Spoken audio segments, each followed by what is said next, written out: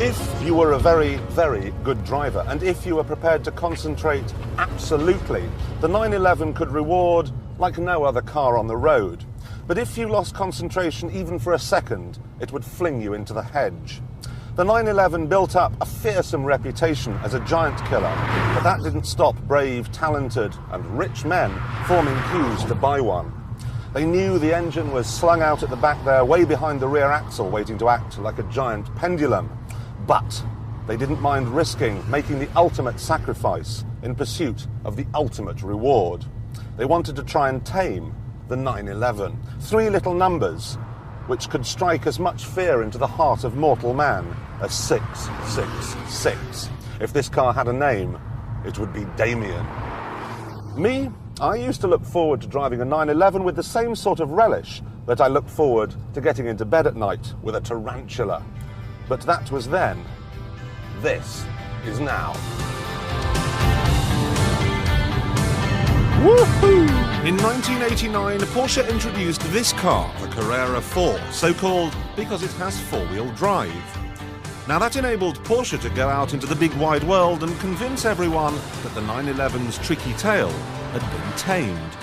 Whether it actually had or not is a different matter, but either way, Porsche's showrooms suddenly found themselves playing host to a new breed of butterfingered customer.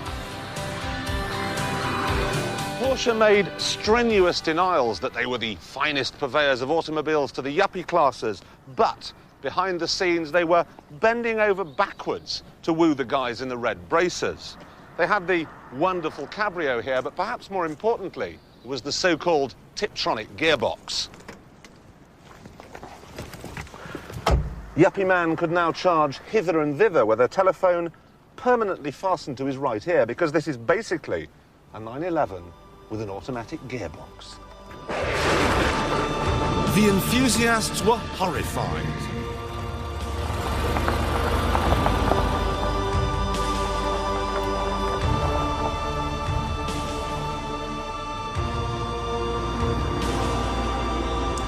But it was no ordinary automatic gearbox. I mean, you could use it like one, put it in D in town and just pootle around. Or on the open road, you move the lever over here, and then you've got something like a bike gearbox. You pull the lever toward you, third, second, wow. And then simply move it away, second, third, fourth. You have manual control.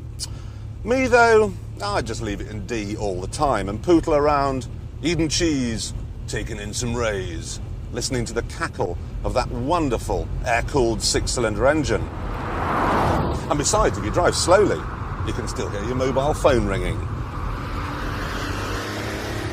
The dash, though, is a mess. You really can tell the car's 30 years old from where I'm sitting. You can't see any of the dials except for the large centrally placed rev counter, and all the knobs look like boiled sweets.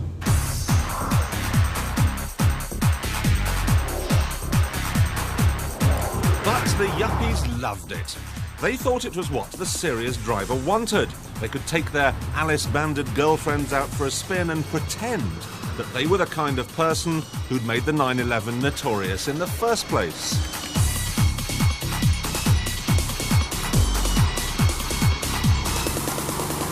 Unfortunately, the real enthusiasts stopped buying 911s because they didn't want people to think they were yuppies.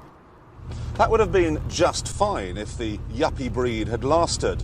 But as the recession began to bite, city boys on the red eye took a hit and the flash cash was gone.